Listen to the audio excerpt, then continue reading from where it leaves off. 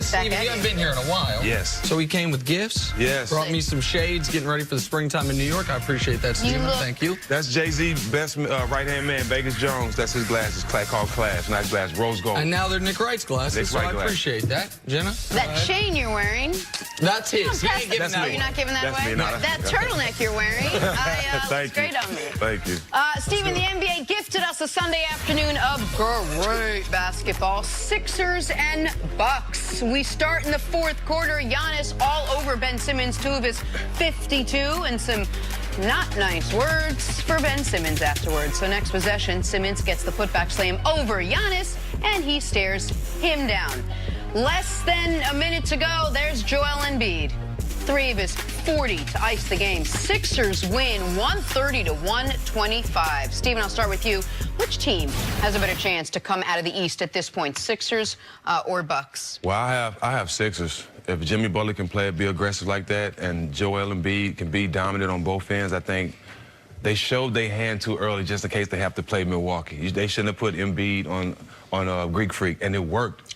For the first half, it worked. You have a big body that can move with him, that can contest his shots. I love it, but Greek Freak is definitely my MVP. He's definitely my MVP.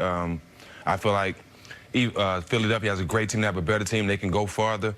I didn't like the way Greek Freak backed down Ben Simmons as we're looking at the camera now. You got to fight. You got to fight more. You're 6'9", 6'10", so you got to fight a guy. You can't just let a guy do you like that. But that shows why Greek Freak is the MVP. But better team, I got Philly. Well, listen, you mentioned you didn't think they should show their hand. This is a really important game for them.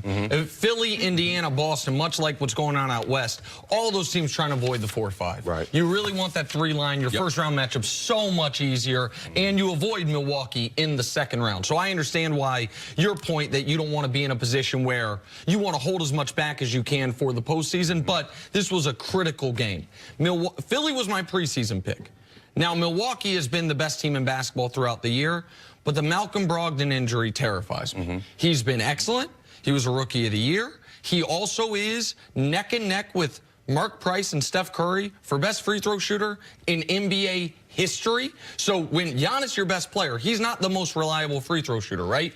So you, at the end of the games, being able to go to Malcolm Brogdon, which you know. Accumulate those fouls to Giannis. That was one of the big advantages teams were going to have over Philly, is the inability of Ben Simmons to shoot free throws late in games, but all their other starters can. So to me, it's a 3-headed coin out east. I don't want to leave out Toronto, but Philly and Milwaukee. I can't dismiss Philly. I know Chris has real concerns about their offense late in games because of Ben Simmons.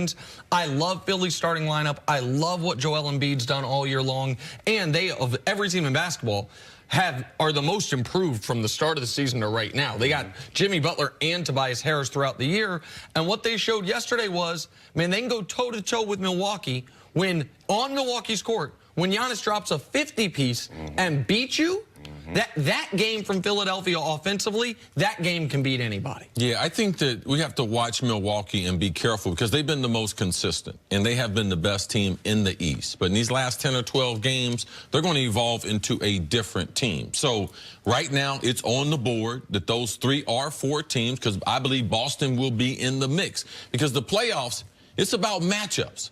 And you get the wrong matchup, and now with Milwaukee being now they had tremendous depth, tremendous shooting. How they shot the 3 and scored the basketball in the paint, that combination had been a tremendous one for them throughout the season. So now we have to watch them because they're going to evolve into a different team. We don't know who they're going to be. I believe Philly is going to have some problems coming down the stretch for a number of different reasons. They're not a good road team, even though they did win that game. So Boston and Toronto, I believe, because of their strong point guard play, will give both of these teams problems. So these last 10 games, they become very important, where typically, if you played as good as Milwaukee, you would be able to rest, be fresh. But no, Philly can't rest. Boston can't rest, Toronto can't rest, and Milwaukee, because they're trying to evolve and figure out who's going to fill that void, that road, because Brogdon will be missing and could be missing for the rest of the season. To me, it makes these last 10 games more intriguing. It makes them more important, but at the end of the day, when you look at the playoffs,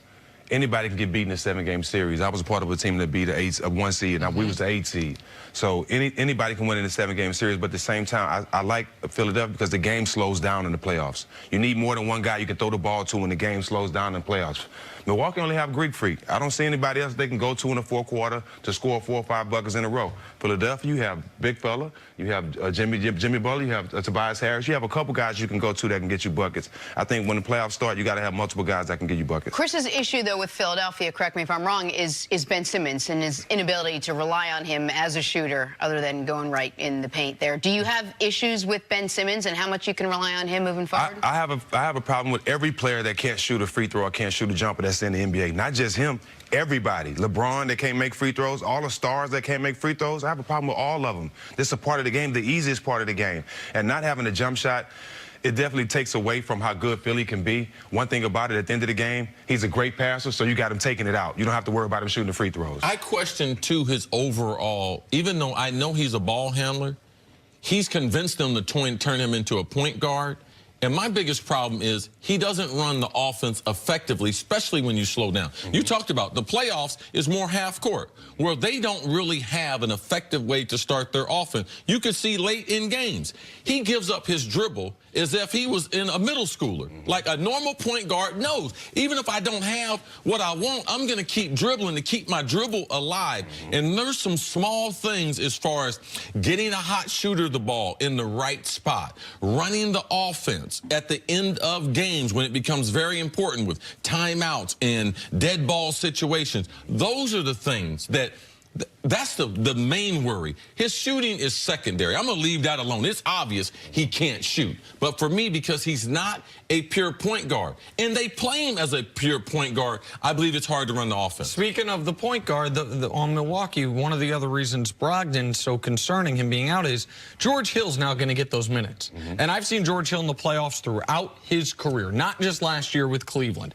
That's always been the problem for him is his playoff numbers compared to his regular season numbers, they drop off a cliff, which is why all 4 of these teams now got a flaw. Like Milwaukee was top 4 offense, top 4 defense. You say the MVP, he's going to finish first or second in the MVP. The coach has been excellent, but now they're the team dealing with an injury. Philly, I look at the flaw more of lack of depth than Ben Simmons, but I know you got concerns about both of those. For Boston, it's been, okay, you've been inconsistent all year long. And Toronto, nobody's seen Nick Nurse coach in the playoffs. Nobody has seen this team together in the postseason. So all those teams have one yeah, but about them. Philly has the most talent. And if your biggest weakness in your starting lineup is Ben Simmons, then you have an unbelievable starting lineup. So when Philly plays their best, I think Philly's best game beats all these teams. Can they put their best basketball together for 2 weeks in a series against any of these 3? Point guards matter, though. Rondo, Andre Miller, those type of guys make their name in the playoffs. Point guards matter. All right, take